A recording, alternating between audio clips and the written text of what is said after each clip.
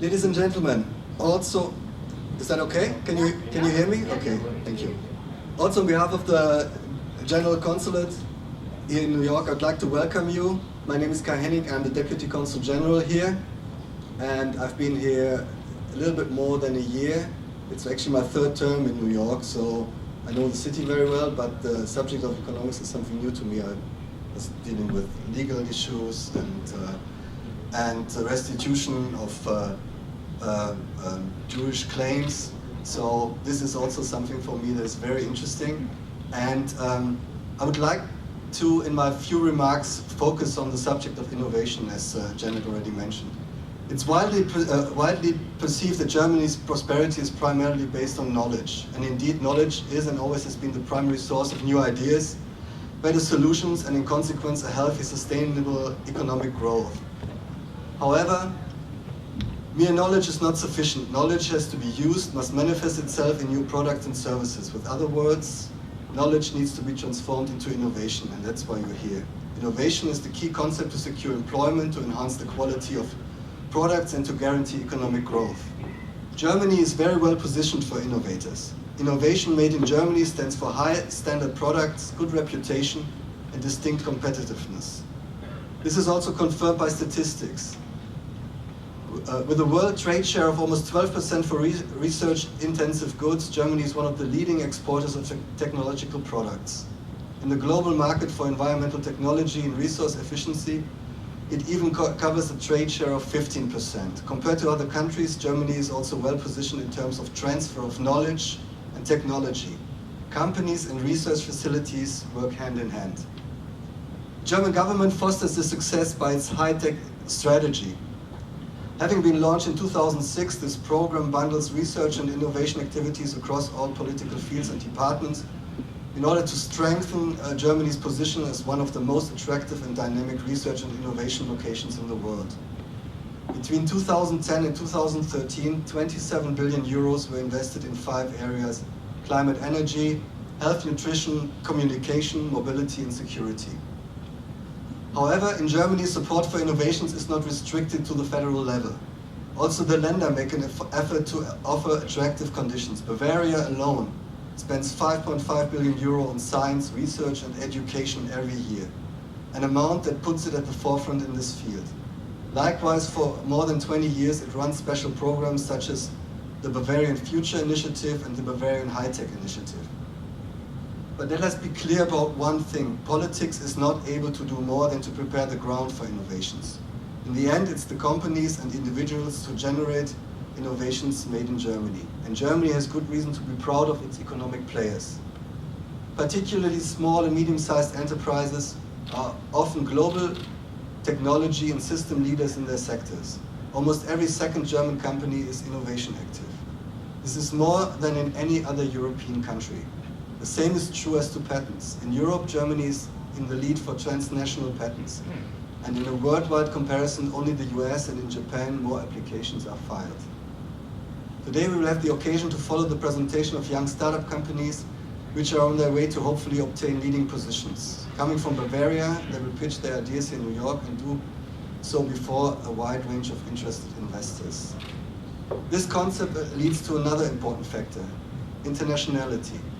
Innovation is and must be global. For this, a conference like the OktoberINVESTfest represents an ideal forum. It brings together the best ideas with open-minded investors that have the capacity to spot the value of these innovations and have the financial power to make them successful. So I think we're all looking to very interesting presentations and the evaluation of the panel. Thank you very much for your attention. Thank you very much. Okay, so now can we have our moderator of our startup Shark Tank-esque presentation, Mark Lenowitz, and our 2 investors? Yes, we need another chair up here. Not this one. Let's grab this chair. Yeah, someone's good. Sharks, we won't use that word because it's already been used, but our 2 people that are going to give the questions to the Bavarian startups. We hopefully have a little fun here and learn something about the startups, and Hopefully no one will suffer too much here. Excellent. Do we all have a mic? Do you have a mic lined up? You need a mic lined up. Yeah. Without further ado, Mark? Great. Am I live? Well, thank you everybody for coming today. As you heard, there's a lot of innovation that's coming out of Bavaria, and there's a lot of new exciting technologies, and we're going to get the opportunity to see 4 companies and hear their pitch. And we have 2 very successful investors at the table that have both the knowledge, experience, and understanding to make informative and successful investment decisions. So today we'll have an opportunity for these 4 companies to make their pitch and see if they can't walk away here with a sizable check. So the first company today is a company called Clueda, and Clueda is going to be presented by Dr. Volker Stumpflin. I believe I got that right. You can keep the doctor away. And they're a very exciting technology that delivers business decisions and relevant knowledge from unstructured data in real time. It's won the Best in the Big Data Award in 2013. It's been implemented, and it's been, in the past 5 years, the international market player involved in all business relevant decisions. Company seeking today 5.4 million euros. Doctor, take it away. Okay, thank you for the introduction. Yeah, I'm founder and CEO of a company with about 13 employees so far at the moment. We are 2 years old, and we are dealing with big data issues. Our aim is really to be involved in all business relevant decisions, and we started in the financial services domain. The financial services domain is within the big data market one of the biggest, about 6.4 billion US dollars in next year, and also with a significant growth rate. And the advantage of our solution is quite evident because we have a real-time solution, and this gives our customers, for example, the possibility to make their investment decisions much faster and much more reliable than their competitors. Additionally, what we would like to achieve in the next few years, we would also extend our application to other industrial domains. Our technology, our award-winning technology, is based on 10 years of intensive research in systems biology and cognitive computing on German's elite institution, Helmholtz-Zentrum München. And what our technology can do, generates really business decision relevant knowledge from an, in fact, infinite amount of unstructured data like text, but it can also be audio streams or video. And we do that really in real time, so in a very few milliseconds. What we will do is we provide an 80% ready platform as a service with a volume-dependent pricing model. And we would like to go to the market, not only by our own, but together with partners. And only for a lighthouse project or lighthouse customers, we would like to do that on our own with direct sales. What we would also like to get for that is would like to internationalize our efforts. That's why we are seeking for a B-series investment, primarily to set up the corresponding sales and partner channels, but also to improve our technology further. And the story with it is it really works. We have one customer, which is a very large German investment bank. They save more than 2.5 million US dollars per year just by no longer missing relevant market moving news. Another thing we can also announce, we are quite happy with that, we can announce it now officially. We are in negotiation with a strategic partnership with PricewaterhouseCoopers for an email and messaging compliance solution for financial services based on our platform we delivered. And that's it so far. Why do you provide the service to others rather than invest capital on your own? Sorry? Why do you provide this service to others rather than keeping it proprietary and investing capital on your own? And making their own algo trading system or something like that. Yeah, exactly. I think it's much better to sell the shovels than digging on our own for gold. Yeah, because that's a much larger market. Let me ask you this, if I had 5.4 million euros and I invested it in the market with your system, how much should I make on that? That's what we're asking, right? we made a small prototype for our fund. It's about 80 to 90% per year. With a very simple approach. 80 to 90% per year? Yeah. If you don't make a bid here, I might have to bid. I mean, well, no, you're not going to bid to invest. Yeah, but you're just going to buy the system. What we do not consider is, for example, market slip. Yeah, it's not considered into that. Also not the fees we have to pay. So it's in practical less. So. And you said you have a volume-dependent pricing model. Can you explain that to me? Yeah, the more data you have to process, the more you have to pay. And the reason is quite simple, because the data volume will explode exponentially in the upcoming years. And so our idea is really to earn with the exploding data volume. You mentioned the PwC partnership. Yeah. How come they don't give you 5 million euros? Sorry? How come they don't give you 5 million euros? That's not excluded, because they will take us up in their accelerator program in Europe. Okay. And is that PwC in Europe, or it's is it PwC in Germany? in Europe. Okay. And your partner or your customer that has made 2 million euros per annum, right, on the income, have they invested? Yeah, it's certainly much more, because we know internally that they save up to 100,000 euros per day, but they will not give us the official numbers. Why don't they buy you? That's also not excluded. But the guy who's doing that, he owns the bank, and he has an interest really in the technology and bring it beyond financial services. What are your current revenues? Current revenues are about 1.5 million euros per year. And do you have any debt? Sorry? Do you have any debt? Debt. No. So revenues of 1.5 million. Yeah. The use of proceeds, I think I heard you say, is partially for salespeople to do a direct sales force. Yeah, and partner sales. So we have to set up a partner program, because we strongly believe that with our 80% ready solution, we can go in many different domains. We cannot access as a small company, because you need a domain-specific knowledge. And if you go that with a partner approach, they have that. Quite in the same way SAP is doing that, for example, to bring the product on a large scale in many different companies. What other domains are as potentially as lucrative as financial services? For example, CRM, customer relation management. If you consider they have a lot of data in their databases, and there's a lot of data outside in the social media area. And we did, for example, a proof of concept for a German automotive manufacturer. And they had the interest to really get signals if somebody would like to buy a car, or if somebody is really complaining about a car or whatever, to consider that and then target the individual user directly. And we made a system which was able to identify CRM users, CRM customers in Facebook. Is there any more technical development other than just ongoing enhancements? It's ongoing enhancements. It's quite mature, our technology, because we are working since 10 years on that. So gentlemen, we're running out of time here. If you have any other additional questions or want to make an offer. Got your checkbook?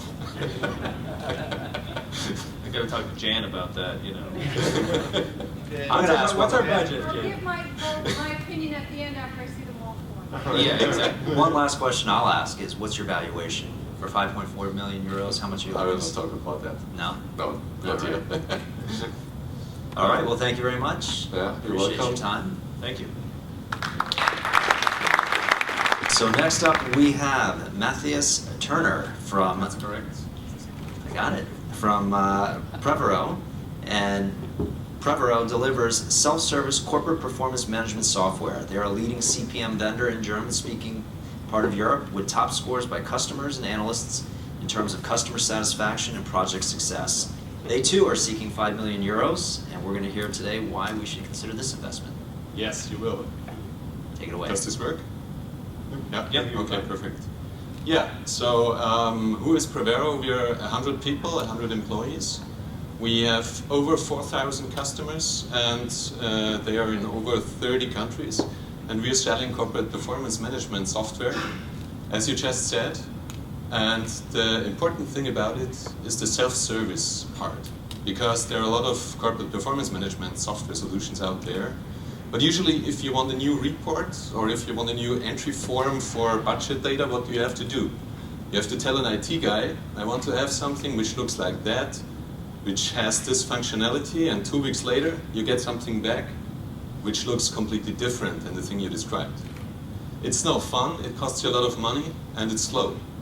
And here it is completely different because the people in the finance departments, the people in the sales departments can create their own corporate performance management apps and use them. And it's fun, it's fast, and it saves you a lot of time and money. So that's what we do. We offer a complete stack of solutions. You see them here. It's planning, budgeting, it's project performance management, it's strategy management, consolidation. So everything actually you need in a company to do performance management. In 2014, we acquired 55 new customers until now. Actually, we're winning every second sales pitch that we participate in, and we have a strongly positive EBITDA. The analysts see it positive too. So we are the second fastest growing German BI vendor. The BART BI survey, which is a survey which is done every year, and they ask a lot of customers how they think about the products and about the companies they work with. We are number 1 in 8 categories, and we are among the leaders in 12 other categories there. We made a big shift in the Gartner MQ for corporate performance management last year. We moved to the visionary quadrant. So we still have to make some way up, but we are in a good position to start off. And if you look at the overall satisfaction and value for money scale, we are right at the leading group. So, even more interesting, what are we going to do? We are a leading vendor in the German-speaking part of Europe, but we want to become the leading CPM vendor in clouds in Europe in 2019.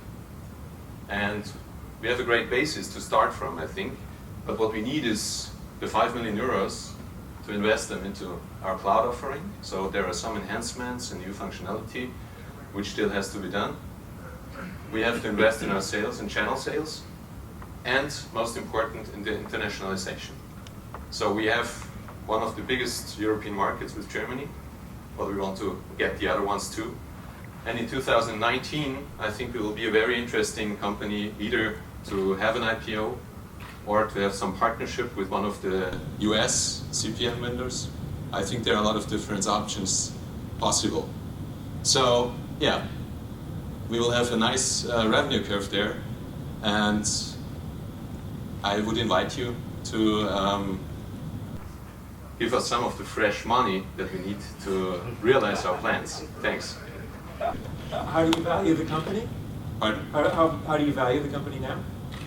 That's something I would also like to discuss in a one-to-one, but not here in the podium. And when you say EBITDA positive, Yeah. You have debt? Yeah, we have that, but we also have... Taxes. Yeah, sure. So you mentioned 100 employees and 4,000 customers. Yeah, it's over 4,000 actually. So you started 2 months ago. That's actually right. No, Actually, when 6 did you weeks. start? When did you No, start? actually the company was, with this software, was created in 2004, so that was the first release date. And we took over another company in 2011, which had lots of smaller customers, and so a big part of these 4,000 customers are smaller companies coming out of this takeover in 2011. So what's... I think everyone in the room is familiar with BI systems, right? They've been around for a while, let's just say. The unique thing about your innovation is the ability for users to more easily create their own independent reports. I mean, we've been hearing this story for a long time, right? That's what innovated every one of these. But is it now, is it that you've appified business information? Is it you've gamified it? Is it, you know, help me understand how this is somewhat different than some of the large guys. It's different. It's far beyond BI, because there is a lot of other things involved with that. It's very workflow oriented. You need to support the processes in the company. So if you have a budgeting process with a few hundred people or even 1,000 people around the world, you need a lot of workflow support to handle that. And with this software, it's possible for the business people in the company who have the concept in mind to really create a business application or a performance management application which does that. And that's the difference. It goes far beyond normal BI, where you just create reports and analytics and deploy them to some people. Of your 4,000 customers, I mean, that's a lot. It seems to be a large number, you know, for a startup. But now we're finding out you're maybe a little bit older than a startup. But the size of revenue, just ballpark. That's something I would also like to discuss in a one-on-one. Okay. Is there a reason that you haven't had success yet outside of the German-speaking countries in Europe? Yeah, sure. Is it strategic or? No, we just didn't try. Okay. That's the point. So we concentrated on the German-speaking You speak area. good English, so I mean, you could just. Thank you. It doesn't seem too hard. I mean, I'm trying to understand. Is it the geographical boundaries that have really, you know, held you back? Has it been a capital issue of hiring folks? Well, we were mainly cash flow financed, so we had to focus, and we focused on the German-speaking market. It's a large market, and we wanted to reach a very good position there before we make the next step. How much risk capital has been invested today? Risk capital, none. No. So. I have a suitcase where we can put the fresh money. All right, well, thank you very much. Okay. Thank you. Next we have Thomas Lang. Thomas is with TerminApp. Here we go. There he is. Hello. So he represents, his product is called Termify, and it's the most promising and most advanced real-time online and mobile app appointment booking platform for services across all industries. The start in the German-speaking countries turned out as extremely successful, and Termify is now preparing the international rollout in Europe, USA, and Russia. They are seeking $12.5 million US. Take it away. Thank you. Let me start with a statement. Everybody has appointments. I think you would agree. I think all of you would agree. So it sounds basically like a very interesting market. That's what we had in our mind when we developed TerminApp. By the way, TerminApp is the German word. It's the perfect word for the German-speaking countries, but does not translate in international. So Termify is the international name and TerminApp is the German name. Okay. We had a real cool traction within the first 8 months. We started in February. And in addition to the appointment booking system that we have the first global search engine for instant appointment bookings at service providers. So this is a very, very... Is it like doctors or? Exactly. Yeah. I'll come to some more examples in a second. We have 2 different target groups. Is on the one hand side, all the service providers who offer appointments and appointment bookers who would like to book at these service providers. So it's a huge market basically, all service providers around the world. The fact is that usually service providers do not have time to arrange new appointments while serving a customer. Just think about small business, massage studio, beauty studio, a doctor, whatever. So we can help them to boost the productivity up to 30%, because this is usually the time that is needed for arrangement of appointments. So it's a huge market for us. On the other side, all the appointment bookers, they do not want to stay in phone waiting lines, etc., etc. So they want to have an instant appointment. That's what we found out. So we can solve this problem in a very, very innovative way. And we have a huge profit opportunity. This is what everybody is interested in. We have a freemium model. That means our model is free for service provider as well as for the appointment bookers. So even if you would charge 50 cents for an app for appointment bookers, nobody would pay for it. They always look for the cheap way to do it. Right now we have roughly 7,000 customers, service providers in our database, and roughly 43,000 appointment bookers. Our aim is to have within the next 24 months up to 2.7 million service providers around the world. This is our clear aim. In average, our earnings, that means a profit per service provider, is about $8 a month. So sounds very, very interesting. This will translate in about 24 months in monthly profits or monthly earnings of $20 million. The market is simply extremely huge. We have hairdressers, doctors, financial guys, consultants who are using our system, even dog walkers. So it's a very, very interesting one for more or less everybody. What makes us different talks about the USP. As I mentioned, we have data knowledge which is beyond Google. I can give you a very quick example. Maybe you should ask me in the Q&A session about that. So we have more detailed data knowledge as Google in one specific area. So this makes us work for the CIA. Yeah, kind of, yeah. It starts with an N usually. Then we are free of charge. This is a very extremely advantage for us because there are some competitors in the market, they charge for everything. We are completely for free. There's no setup free. Well, hold on. You can't make $80 of profit on somebody. I tell you in a second. Okay? There's a hyphen. Or I mean, an asterisk or something. Termify fits to all service providers, so it's not just the restaurants or doctors or whatever. We fit everyone. Yeah? But coming back to your question, in addition to the freemium version that everyone has, we have some pay packages. Yeah? That if service providers even would like to give much more service or more extended service, we have 23 different options to book additional stuff. Yeah? And this is why the $8 per month are coming in. Our vision, and this is maybe in this chart where you can see, our vision is that the Termify logo, which you can see in the second row over there, is right beside the WhatsApp logo, the icon, around the world, across all smartphones in the world. So everyone has this appointment at Termify. Yeah? This is our vision, and we are not really far away of that. Our claim is the way you book today. So you see it everywhere in restaurants. If you book flights, online and mobile is becoming more and more important. Our next step, and this is at least my point, we have started very successfully in Germany, Austria, and Switzerland, and we are now looking for the international rollout. Time to market is very crucial for us, so we have to be very, very fast. We already have 2 investors on board. They have invested roughly 2 million euros, and we are now looking for $12.5 million to implement this international rollout. And one good news, I was in Russia on Tuesday and Wednesday this week, and we had a discussion with Mail.ru, which is the #1 internet provider in Russia. They will be our partners in Russia. So we are looking for main players in each market. I'm very much looking forward to talking to you.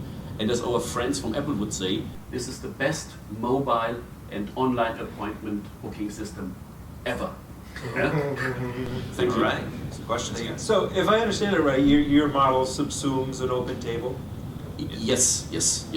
So we are an open table for all service providers, so to say. So what's the competitive threat that an open table wouldn't pivot into mechanics and other services? Everything is possible. If someone else is taking this idea and brings us to the table, they can you cannot protect it in a certain way. Mm-hmm. But we have done it in a very, very specific way. We have the newest programming language. We have good people on board. We have really brainy people and people around it. And but there is obviously a chance that someone else is coming up just around the corner here and taking this idea to the next level. But we are already there. We have invested roughly 18,000 hours in programming, and we did all the mistakes you can make. We did it. And everyone else who start with the system, they will do the same mistakes. So we have a big advantage in time, and we have the proof of concept. The system is running right now. We just have to spread the word. What's your policy on legal or borderline legal activities? They said it was going to be Google, so it must be illegal. I mean, there are a lot of things you make appointments for that may not be legal. No one from Google. No. Maybe not in German. Well, is that what you meant by it? But you have more data than Google? No. Because you'll get to know when I'm going for mine. I give you a very good example. If someone else uses our system, or let's put it like this, you are about to change tires in your car. You go to Google, you type your zip code, you type you say tire exchange, and Google will show you all the companies in your area which do offer a tire exchange. But if you only have Wednesday, the time slot on Wednesday between 3 and 5, so you have to call all these guys and ask, do you have a free slot? In our system, you type in zip code, what you want, and the timing, and you get the instant on your mobile phone all the free slots, and with one click you have booked this. And Google cannot have this data because we have this data about this specific company, about free slots, people who are working in a certain area, free slots when services are around. So we do have all these data, and Google cannot have it because there is no relationship. We got time for one more question. And you provide the provider with software to run their own internal bookings, like OpenTable. Absolutely. So we have a software-based, this is the center, so to say, and then we have the apps for the end consumer or for the appointment bookers, and as well for the service provider who can book, who can deal with this. So just a question on that. So OpenTable also does not only software but hardware. You're no hardware. No, only no, software. just software, just software. And we have a lot of restaurants, by the way, as customers as well, because it's for free and the system is used can be used by everybody. But there are a lot of advantages there. So do you make $56,000 a month now? Not yet, right now. Because you said 7,000. I can speak openly about revenues, whatever you want. We have zero revenues right now because our pay packages will start end of November. There you go. Okay. Yeah. Great. Thank you very much. Thank you, Tom. It's by Rafael Haza. And VCAF is productivity as a service. It uses the power of personal light to make your employees healthier, less stressed, and more productive. They're looking to raise $475 to set up their business here in the US. Dollars. 475,000, excuse me. Okay. Dollars. Sold! 50% for $475. Jen, I got that one. All right. Okay, we got it. Take it away, Raphael. Cool, thank you. So I'm Raphael, and we make visual caffeine, and I want to start off with a question to the audience. Who of you has ever felt tired at work? And who of you has ever felt stressed at work? No one is feeling stressed. I see. So I may not just be the youngest in the room, we're probably also the earliest stage company. We're working on visual caffeine, and I think we have a solution for all of you who raised their hands, because what we do with visual caffeine is we deliver a smart, personalized light. So what does it mean? We want to make all people in offices, employees in offices, be more focused on their work in a natural way, be more relaxed, less stressed, make less errors, and as a result of that, be more productive. And how do we do that? So you can use light in a similar way like sunlight works. You can use light to achieve that. And it's become technologically possible nowadays with the advent of LEDs, because what we do now is we change both the brightness and the color of light throughout the day in a similar way to sunlight. And then we go a step further. We found a really easy interaction pattern which allows us to learn the biorhythms of individual employees and therefore adjust the light automatically in an unobtrusive way throughout the day for each desk. And and we're creating a new market with this. As proxy markets, we see two markets. One of them is the $35 billion market annually for light installation in offices. The other one is the $300 billion market for corporate training, because corporate training usually aims at increasing productivity, and that is exactly what we do with our light product. Also, we sell our light offering as a package consisting of two more components. Actually, clicker, next slide. Awesome. Click here. There it is. So it consists of three components in total. The first one is the one I just told you about, the dynamic light. And we make the software part of it and use hardware, so lamps made by other companies like Philips. The second part is a consultancy service, meaning that we also care about the setup, the deployment, and involve a light expert so that the light is placed in the right way in the room and used in the optimum way, as well as a coach that helps people be in tune with their biorhythm. And finally, since we're already gathering some data about the users, we will use that to provide aggregated statistics and show the effectiveness of our light solution to HR departments. I got questions. Can I just start? Is that all right? No, I'm not quite there. Okay. So, is this based somewhat into the same idea of when we all the flyers here, especially in the international, when you're jet lagged and there were all these light solutions that were supposed to help you wake up, or you're supposed to go outside right away, or not go. I don't know what you're supposed to do.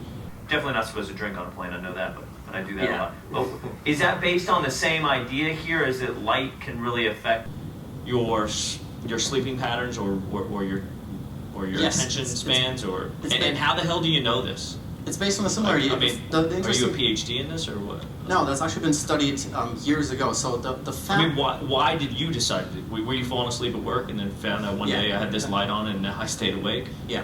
The reason why we're doing this is because we want the product. So it's actually, there are quite some studies that show that you can use light in order to help people be focused and be less tired at work. That's been done before, for example, by the University Clinic of Hamburg-Eppendorf in Germany. They've discovered this, that you can actually, they did it in schools, you can read up to 35% faster and still have a better reading comprehension, and that you can make up to 50% less errors. So that's been done before. We didn't invent that.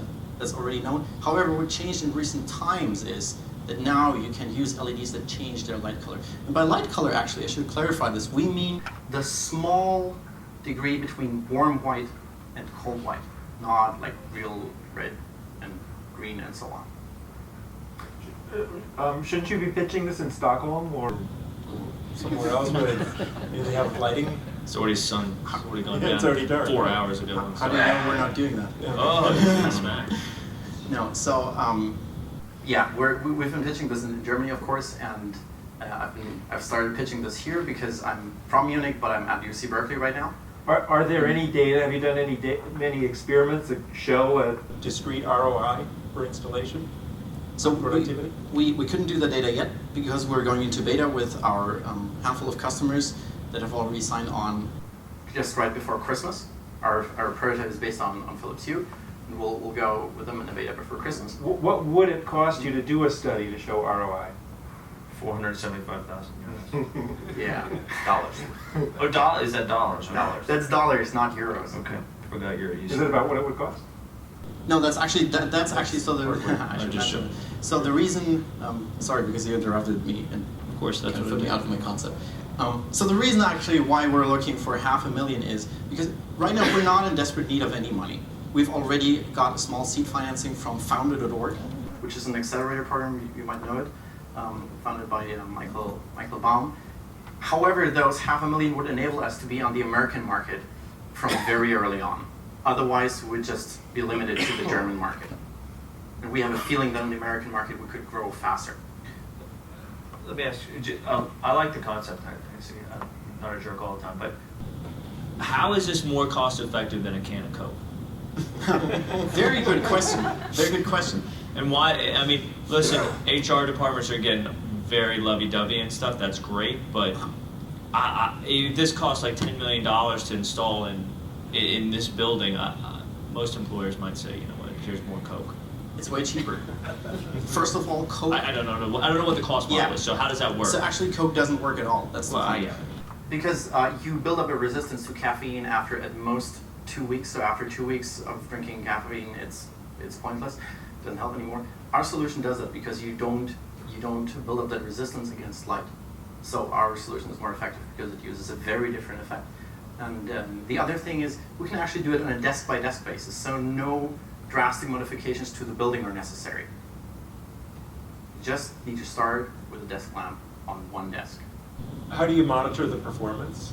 What do you actually measure on an employee basis? So right now what we measure is how much people can, I don't want to give away one detail, but our system knows when people need more visual caffeine, when they become tired. And we know the effectivity when we see that is going down, when people need less visual caffeine. Would people naturally resist? Would they view this as intrusive, the measurement? The big brother watching them? I was going to say. Keystrokes, something like that? The electric shock in their seat to wake them up doesn't bother them. That's a very good question. No, that's not. Okay, I'm awake. No more light. Also, we're not giving away that data to HR departments. Like, which employee is the most productive? We're not giving away that data. Yeah, but to Ben's point, but then how do you measure if someone's more productive? It's interesting that yeah. I mean, but I understand that you're not giving the data away, but HR would want some idea of whether Jonathan is being more productive. There's got to be some measurement there, right? Yeah, so you can always measure it on a task basis. So for example, if you always have to specify it on a task basis. You can measure productivity generally. You can, for example, what you can measure is the lines of code that you produce, the number of tickets that you solve, the number of emails that you write, the pages of text you read or write, and so on. Would this be disclosed to a particular employee, or would it be background? If we disclose the metrics? Yeah, I mean, if you put this in a cube at a big corporation, every cube had one of these lights. Yeah, of course. It's disclosed to the employee. Of course, we would disclose that, yeah. Okay. It's very important for us. I'm just thinking, like, this almost sounds like a Monty Python. So someone's doing, why the fuck are the lights keep changing on me? I don't understand. I don't know. I mean, the one thing you mentioned, caffeine wears off after 2 weeks, and I get that. But at what point, from an initial point of starting point of not having visual caffeine and then getting it and coding 30% more, do I then expect 30% more every year? Like, it just the lights are going to change more, and so won't an asymptote out as well, to where now I'm not, and then you're saying if you shut it off, then I'll go back down to not performing. Yes. So it's not a 30% growth every year. That's not possible. It's a 30% growth off when you start. Wait, but it goes 90% every year, so it's 90% returns. Okay. Yeah. So that's how it works. Okay. Like, our vision is really that in 10 years, this will be in every office worldwide, and employees everywhere in the world will be healthier and happier and more productive at the same time. Well, thank you, Raphael. That's great. Thank you. I'd like to thank you for presenting. Our two investors here, Ben Bowen of Northern Capital Markets and Jonathan Gazdek of Alexander Capital. Thank you for having us here today. I'm Mark Olenowitz of TriPoint Global Equities. We appreciate you coming and hearing these 4 new innovative products. Hopefully we can get some check writers, maybe not from these two, but maybe somebody here in the audience recognizes the great opportunities that were presented today. Thank you. Thank you, guys. Thank you, everyone. That was amazing. Thank you, everyone that pitched, and our investors. It was fabulous. I know Jonathan was just in Bavaria, so he knows a little bit about the state. A lot of you are already from Bavaria. I see some faces here that have been with us for the past 3 years at this conference. This is our 3rd year, and someone asked me earlier, what's the history of this conference? Because we're an economic development organization, and what are we doing with, an investors conference? Well, 3 years ago, Wolfgang and I, my former boss, and he's now heading up Invest Bavaria in Munich, we came up with this thought that we really need to get closer to investors. And I was always intimidated to talk to guys like these guys because they're intimidating. So I didn't really know how to approach them. So we tried, You should have seen me in lederhosen and I didn't look so intimidating. Yeah. We should have put that picture up on the board. So we thought, let's put together a conference where we have a reason to talk to investors. So what do you do to attract investors? You put together a group of quality growth companies from Germany, from Bavaria, and from the United States. You bring them into a room, and hopefully the investors come, and that seems to be working. So I hope that you've had a productive day. I want to just say thank you to everyone that participated as speakers and speaking companies, to our panelists, excellent, and also to my team that helped us today and helped us for the past months. It takes kind of a lot to put together something like this with all the moving parts. Magda in the back of the room, she was really instrumental in all the logistics, and she's keeping everything on time. I leave that to the Germans because they're much better at timing than the Americans. But my colleague Sarah, she did all the reception and everything. She's been doing this now is her 2nd year, and also Alex Rukdesh, he helped us he helped to introduce me to a lot of the right people. So a lot of the people in the room I was introduced to by Alex, and he's teaching me a little about the investor world. So thank you everyone for coming, Enjoy the beer, enjoy the sausages, and it's probably not as good as at the Oktoberfest, but enjoy. I think the conversation will be wonderful, and get rid of the rest of your business cards. Enjoy. Thank you.